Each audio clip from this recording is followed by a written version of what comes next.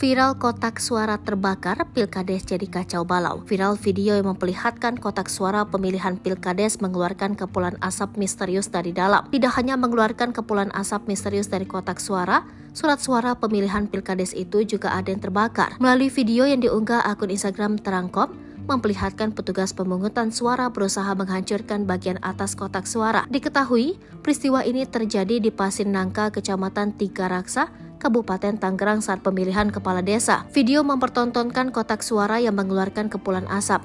Berdasarkan caption yang ditulis, peristiwa itu terjadi pada Minggu 24 September 2023. Sekitar pukul 11.30, panitia yang melakukan pengecekan menemukan terdapat surat suara yang terbakar. Lokasi pemungutan suara itu terletak di halaman SD Negeri Gudang RT 4 RW 5, Kampung Gudang, Kecamatan Tiga Raksa, Kabupaten Tangerang. Terlihat dalam video itu membuat suasana di lokasi menjadi riuh oleh warga. Petugas sempat memukul bagian atas kotak suara itu agar dapat membukanya. Belum diketahui penyebab apa yang mengakibatkan kotak suara itu terbakar.